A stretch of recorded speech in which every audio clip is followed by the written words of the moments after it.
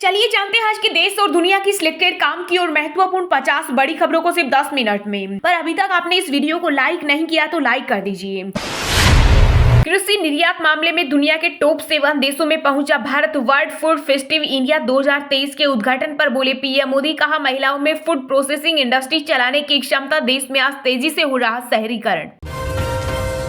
Delhi NCR की हवा हुई जहरीली। 5वीं तक के सभी स्कूल बंद। गैर जरूरी निर्माण, तोड़फोड़ और कोयला जलाने पर लगी रोक। BS3 पेट्रोल और BS4 डीजल गाड़ियों पर 20,000 का चालान। डॉक्टर बोले मास्क जरूर पहने। चीन पर भारत की कड़ी नजर। सेना ने तैनात किया प्रचंड अटैक हेलीकॉप्टर। पलक झपकते ही दुश्मन को कर देगा खत्म। पीएम मोदी के लिए टूल किट की तरह काम कर रही ईडी। छापेमारी को लेकर कांग्रेस नेता पवन खेड़ा का बड़ा बयान। कहा देश की सबसे बड़ी जांच एजेंसी बीजेपी के इशारों पर सिर्फ विपक्षी दलों पर भड़कती है। 9 जहरीले कोबरा सांप, 20 ml जहर और विदेशी लड़कियों के साथ rave party. Big boss OTT 2 के विजेता एल्विस यादव समेत 6 लोगों पर केस दर्ज। वहीं यूट्यूबर ने तोड़ी चुप्पी। इंस्टाग्राम पर शेयर किया वीडियो। कहा आरोपों में 1% भी सच्चाई नहीं। IPL में निवेश करना चाहता है सऊदी अरब। 41,000 करोड़ में हिस्सेदारी ले सकते हैं क्राउन प्रिंस। यह दुनिया की सबसे बड़ी क्रिकेट लीग। मेरे सिर पर टोपी और दाढ़ी है इसलिए बीजेपी से पैसे लेने का लगा है आरोप। AIMIM चीफ ओवैसी ने राहुल गांधी पर किया पलटवार। कहा हिम्मत है तो हैदराबाद से लोकसभा चुनाव लड़के दिखाओ। छत्तीसगढ़ में अमित शाह ने जारी किया बीजेपी का संकल्प पत्र। विवादित महिलाओं को 12,000 रुपए और रामलला दर्शन योजना 500 रुपए में सिलेंडर समेत किए कई बड़े ऐलान। कहा अगले 5 साल में बदल देंगे राज्य की तस्वीर। भारत के नेताओं में जनता का विश्वास हुआ खत्म। रक्षा मंत्री राजनाथ सिंह बोले नेताओं की कथनी करने में अंतर। पीएम मोदी ने इसे चुनौती के तौर पर लिया।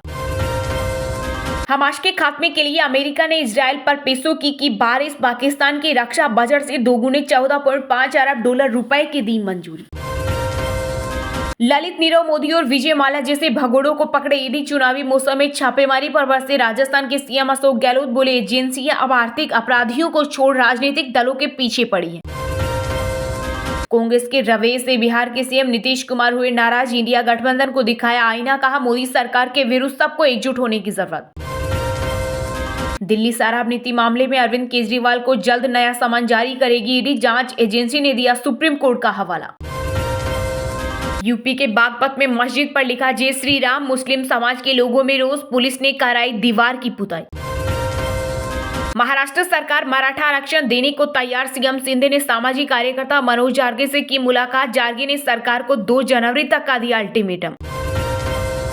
IIT बनारस में छात्रा के कपड़े उतरवाने के मामले में 2500 छात्र छात्राओं ने 11 घंटे किया प्रदर्शन। PMO ने मांगी रिपोर्ट। IIT BHU के बीच बनेगी दीवार।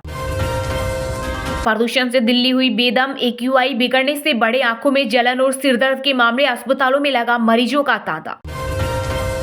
जहरीले सांप तस्करी के मामले में 3 राज्यों में एल्विस यादव की तलाशी के लिए शुरू हुआ अभियान। यूपी सरकार के मंत्री अरुण कुमार सक्सेना ने कहा कानून सबके लिए बराबर। 2 से 5 साल तक हो सकती है सजा। राम मंदिर का क्रेडिट ले रही बीजेपी पर MP के पूर्व CM कमलनाथ ने बोला हमला। कहा पूर्व प्रधानमंत्री राजीव गांधी ने सबसे पहले खुलवाया था अयोध्या में ताला। जल जीवन मिशन घोटाले के चलते राजस्थान में 25 जगहों पर हुई ईडी की छापेमारी। बड़े अधिकारियों और ठेकेदारों में मचा हड़कंप।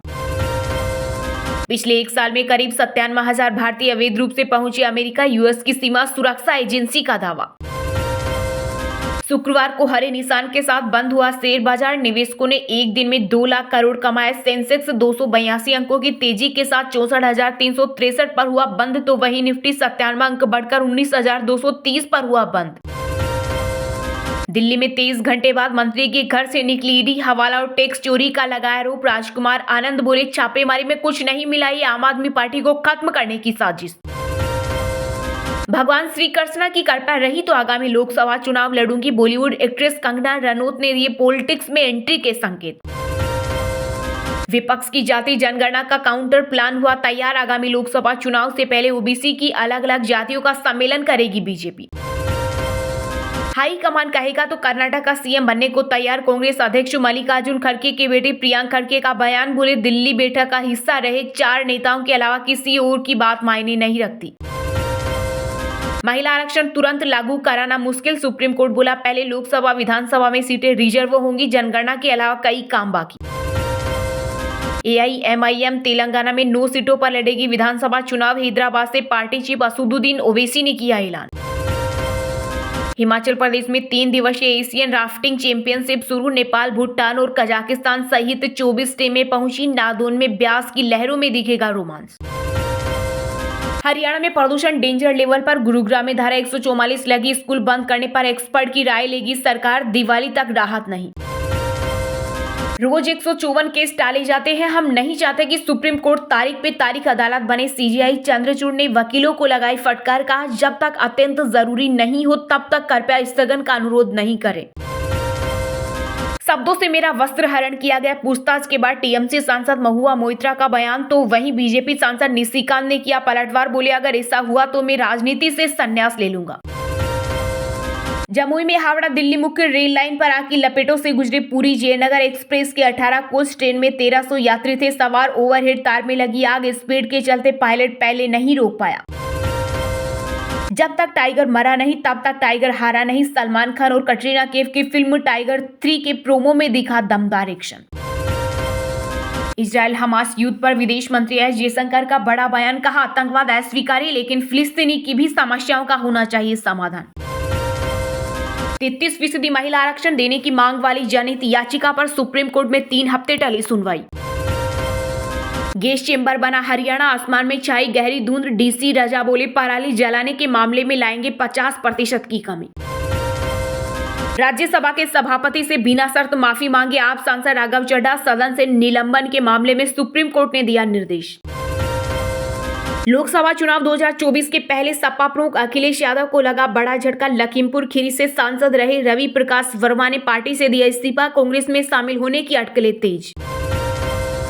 एलविश यादव की तुरंत गिरफ्तारी हो। FIR दर्ज होने पर बोली बीजेपी सांसद मेनका गांधी। वहीं दिल्ली महिला आयोग की अध्यक्ष स्वाति मालीवाल ने कहा, इस तरह के व्यक्ति को हरियाणा के CM मंच से करते हैं प्रमोट। लोकसभा चुनाव 2024 से पहले तैयारियों में जुटी बीजेपी। JP नड्डा ने प्रयागराज में पार्टी पदाधिकारियों को दिए निर्देश। बिहार के छपरा में गायत्री महायज्ञ के दौरान मची भगदड़ में 2 महिलाओं की मौत। हवन में जल्दी शामिल होने के लिए बेकाबू हुई भीड़। एक दूसरे को रौंदते चले गए लोग। ताजमहल शाहजहां ने नहीं, राजा मानसिंह ने बनवाया। हिंदू सेना के दावे पर दिल्ली हाईकोर्ट ने आर्कियोलॉजिकल सर्वे से कहा पता करो। चलिए अब जानते हैं जो आम आदमी के काम की और फायदेमंद खबरें हैं उनको विस्तार से। पर इससे पहले अभी तक आपने इस वीडियो को लाइक नहीं किया तो लाइक कर दीजिए।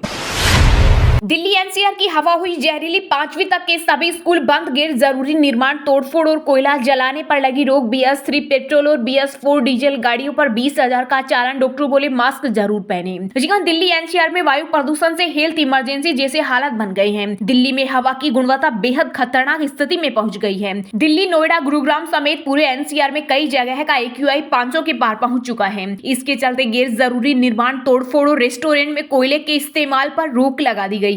वहीं BS3 पेट्रोल और BS4 डीजल 4 पहिया वाहनों के इस्तेमाल पर सरकार ने 20,000 रुपए चालान काटने का निर्देश दिया है। वहीं CM अरविंद केजरीवाल ने 5वीं क्लास तक के सभी सरकारी और प्राइवेट स्कूलों को 2 दिनों के लिए बंद करने का आदेश दिया है। वहीं दिल्ली में लगातार बढ़ते प्रदूषण पर अपोलो हॉस्पिटल के डॉक्टर निखिल मोदी ने लोगों को मास्क पहनने की सलाह दी है। वहीं बढ़ते प्रदूषण को लेकर बीजेपी और केजरीवाल सरकार भी आमने सामने हो गई है। केजरीवाल के मंत्री बोल रहे हैं कि बीजेपी की नीतियों के कारण पोल्यूशन बढ़ रहा है। वहीं बीजेपी नेता बोल रहे हैं कि केजरीवाल सरकार ने स्मोक टावर तो बना दिए 20 करोड़ लगाकर, लेकिन उनको अभी तक चालू नहीं किया। वैज्ञानिकों ने भी बढ़ते पोल्यूशन को लेकर चिंता जताई है। उनके मुताबिक कम बारिश होना पोल्यूशन बढ़ने की बड़ी वजह है। इसके अलावा दिल्ली के आसपास के राज्यों में पराली जलाने को भी प्रदूषण बढ़ने का एक मुख्य कारण माना जा रहा है। हरियाणा, पंजाब समेत देश के उत्तरी हिस्सों में पराली जलाना अभी भी जारी है। इसके कारण दिल्ली, नोएडा, गुरुग्राम और आसपास के इलाकों में हवा में धुंध बढ़ रही है। इस साल अब तक 2500 से ज्यादा पराली जलाने के मामले सामने आ चुके हैं। हालांकि खेत में आग लगने की संख्या पिछले 2 सालों की तुलना में कम हुई है। पीएम मोदी ने दिल्ली के प्रगति मैदान स्थित भारत मंडपम में वर्ल्ड फूड इंडिया 2023 का किया उद्घाटन। बोली महिलाओं में फूड प्रोसेसिंग इंडस्ट्री लीड करने की क्षमता। कृषि निर्यात के मामले में दुनिया के टॉप 7 देशों में भारत। जी हां, प्रधानमंत्री नरेंद्र मोदी ने नई दिल्ली के प्रगति मैदान स्थित भारत मंडपम में वर्ल्ड फूड इंडिया 2023 के दूसरे संस्करण का इनॉग्रेशन किया। इस कार्यक्रम में 80 से ज्यादा देशों के 1200 से ज्यादा लोग शामिल हुए। इस दौरान पीएम मोदी ने अपने संबोधन में कहा, भारत का फूड प्रोसेसिंग सेक्टर एक नई इंडस्ट्री के रूप में तेजी से उभर रहा है। पिछले 9 9 सालों से इस सेक्टर में 50,000 करोड़ का विदेशी निवेश आया है। देश की महिलाएं इस इंडस्ट्री को लीड करने की क्षमता रखती हैं। पीएम मोदी ने कहा कि पिछले 9 सालों में प्रोसेस्ड फूड के एक्सपोर्ट में 150% की बढ़ोतरी हुई है। हम एग्रो एक्सपोर्ट के मामले में ग्लोबली 7वें नंबर पर आ गए हैं। प्रधानमंत्री ने आगे कहा कि फूड प्रोसेसिंग इंडस्ट्री से जुड़ा ऐसा कोई क्षेत्र नहीं है जिसमें भारत ने तरक्की न की हो। ये फूड सेक्टर से जुड़ी हर कंपनी के लिए स्टार्टअप का सबसे अच्छा मौका है। वर्ल्ड फूड इंडिया कार्यक्रम में प्रधानमंत्री ने एक वर्ल्ड फूड स्ट्रीट का भी उद्घाटन किया। दरअसल वर्ल्ड फूड इंडिया प्रोग्राम 3 से 5 नवंबर तक आयोजित किया जाएगा। इसका समापन राष्ट्रपति द्रौपदी मुर्मू करेंगी। वर्ल्ड फूड इंडिया का पहला संस्करण 2017 में आयोजित हुआ था। इसमें 918 किलो की खिचड़ी बनाई गई थी। इस दौरान सबसे ज्यादा खिचड़ी बनाने का वर्ल्ड रिकॉर्ड बना था।